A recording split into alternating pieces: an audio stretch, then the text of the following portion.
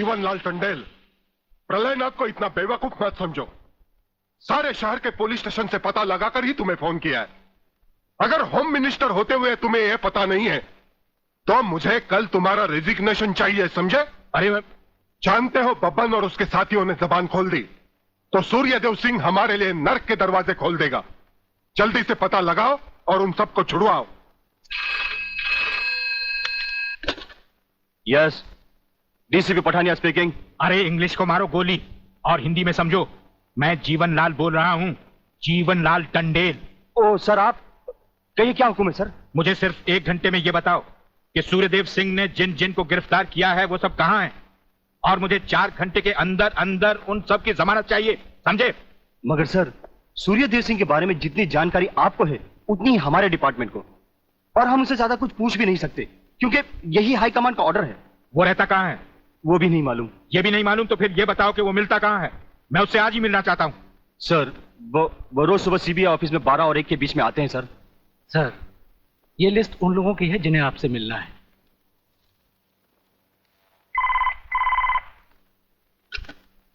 Sir, मंत्री जी आपसे मिलना चाहते हैं। टंडेल का नाम है क्या इसमें? जी नहीं सर।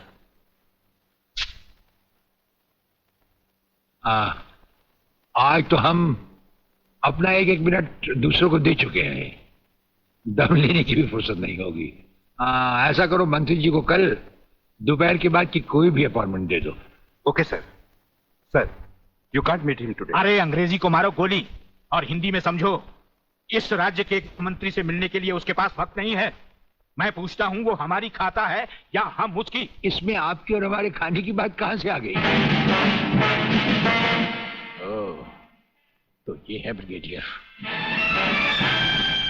आप यहां अचानक आ पधारे हैं और हम आज का सारा वक्त औरों को दे चुके हैं।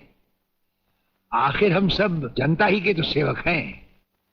कुर्सी मिलने पर ये समझ लेना कि सारी सरकार आप ही की है, इसे हम कैसे मान लें? आप मुझे ये न समझाएं कि सरकार किसकी है। आप सिर्फ इतना समझिए कि आप एक सरकारी नौकर हैं और आपके सामने खड़ा हुआ ये इंसान इस राज्य का मंत्री है।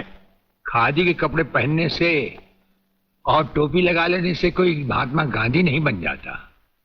और सुनिए, हमें नेताओं की भाषा ना तो पहले समझ आई थी और ना कभी आएगी। भाषा छोड़ो ब्रिगेडियर, मैं जो आपसे कहना। आपने जो कुछ भी कहना है कल कह लीजिएगा। आपकी अपॉइंटमेंट नोट करवा दी गई है।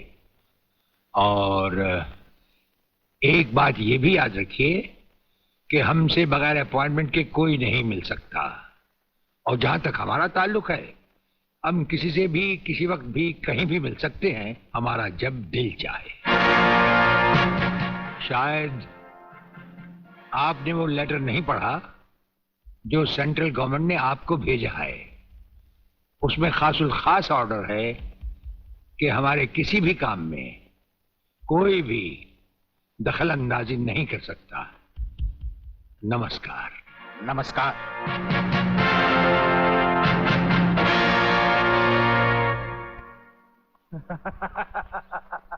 रियली? ओए, हाँ, गुड मॉर्निंग अंकल। अरे अंग्रेजी को मारो गोली और हिंदी में बात समझो। हिंदी में तुम ये बताओ तुम्हारे पिता कहाँ हैं? पिताजी, अंकल तो ऊपर बैठे हुए हैं, आप ही का इंतजार कर रहे हैं। राधा, तुम्हारे पिताजी बड़े उखड़े हुए लगते हैं। लगता है there is something wrong in the ministry। अरे रॉन्ग हो या राइट, यही समझना होता तो मैं भी तुम्हारी तरह खादी के कपड़े पहन लेता। अरे सरकारी लेटर से मुझे क्या लेना देना? देखो, तुम अभी से इतने ढीले पड़ जाओगे तो पूरी सरकार को भारतवर्ष से कैसे खत्म करोगे? वो सिर्फ एक मिलिट्री ऑफिसर है और हमें पूरी मिलिट्री फोर्स के साथ लड़ना है। भूल जाओ सारी बातें और फाड़ दो वो लेटर। देखो, उसका ट्रांसफर ना हो तो ना सही, उसकी बातें हमें पता न चले तो न सही, लेकिन उसकी मौत का बंदोबस्त तो मैं कर सकता हूं। प्रलयनाथ, वो मर गया तो ये नेता भी कुर्सी समेत जल गया, समझो। वो मरेगा भी और तुम कुर्सी के साथ जियोगे भी। आप किसकी बारी है जनरल साहब? ब्रिगेडियर सूर्यदेव सिंह की। मारे जाने वाले पुलिस के उन शहीदों की याद में ये ज्योत बनाई गई है जिन्होंने कानून की रक्षा करते हुए अपने प्राणों की आहुति दी। आज के इस समारोह के मुख्य अतिथि माननीय मंत्री श्री जीवनलाल टंडेल हैं।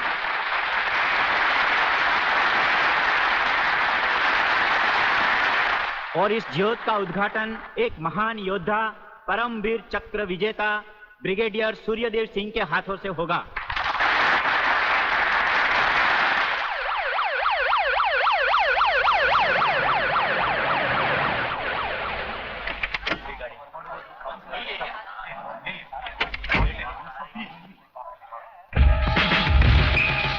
Welcome welcome please.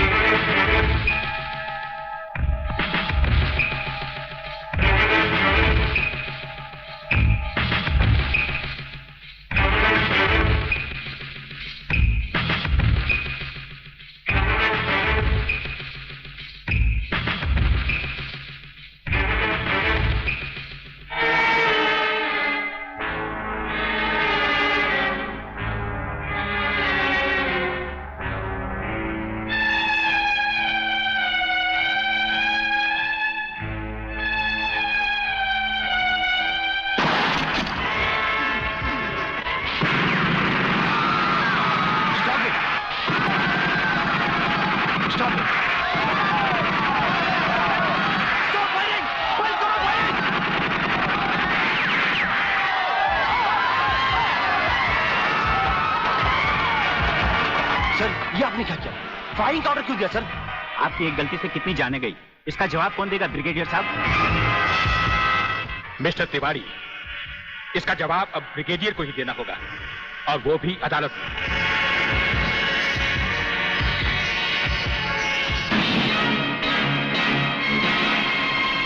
Your honour, शहीद स्मारक पर हुए गोलीकांड के जिम्मेदार ब्रिगेडियर सूर्यदेव सिंह ही हैं।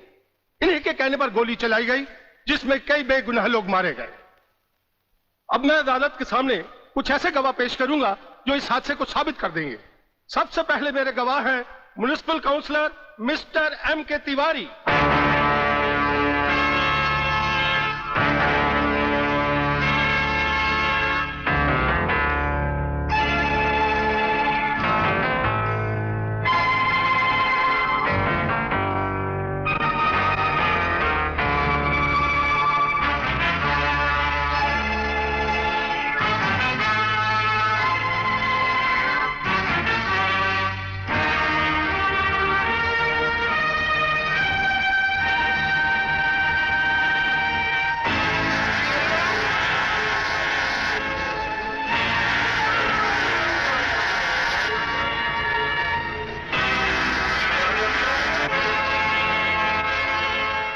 योर ऑनर, अब हमारा आखिरी एक ऐसा चश्मदीद गवाह है जिसकी सच्चाई पर कोई शक नहीं कर सकता, और वो है इंस्पेक्टर शिवाजीराव वागले।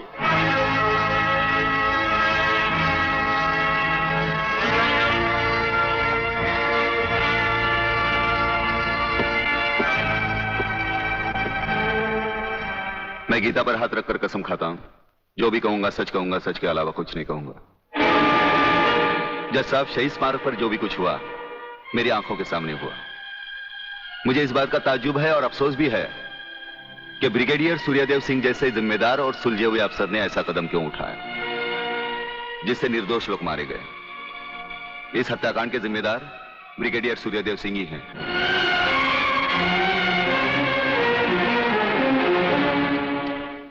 ब्रिगेडियर सूर्यदेव सिंह, अदालत ने आपके खिलाफ सारे बयान सुने। आप अपनी सफाई में कुछ कहना चाहेंगे या आपका कोई वकील है? हम अपनी डिफेंस खुद करेंगे, सिर्फ आपकी इजाजत चाहिए। इजाजत है? आप गीता पर हाथ रखकर कसम खाइए, जो भी कहेंगे सच कहेंगे, सच के सिवा कुछ नहीं कहेंगे। जज साहब, क्या अदालत को यकीन है कि गीता और कुरान या बाइबल जैसे पवित्र ग्रंथों पर हाथ रखकर जो गवाहियां दी जाती हैं वो सच होती हैं? अगर इन कस्मों के बावजूद भी गवाह सच नहीं बोलता तो फिर अदालत में इन पवित्र ग्रंथों का अपमान किस लिए जज साहब?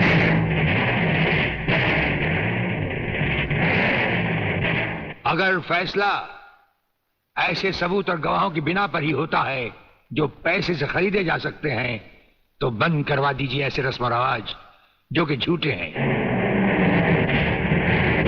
ये मुकद्दस ग्रंथ हमारे धर्म और ईमान का ताज है, हमारी जिंदगी की बुनियाद है। हम ये कसम खाएं भी तो कैसे खाएं? यह अदालत आपकी दलीलों की कदर करती है ब्रिगेडियर साहब, लेकिन यह अदालत की बरसों पुरानी रस्म है जो मैं नहीं बदल सकता। तो फिर हम भी अपने जमीर के खिलाफ नहीं जा सकते, चाहे वो अदालत हो या जंग का मैदान। आप अपना फैसला सुनाकर अदालत की रस्म को पूरा कीजिए। तमाम सबूत और गवाहों के बयानात को मद्देनजर रखते हुए यह अदालत इस नतीजे पर पहुंची है कि शहीद स्मारक पर बेगुनाहों पर पुलिस ने गोली ब्रिगेडियर सूर्यदेव सिंह के कहने पर चलाई। इसलिए यह अदालत ब्रिगेडियर सूर्यदेव सिंह को 1 साल कैद की सजा सुनाती है।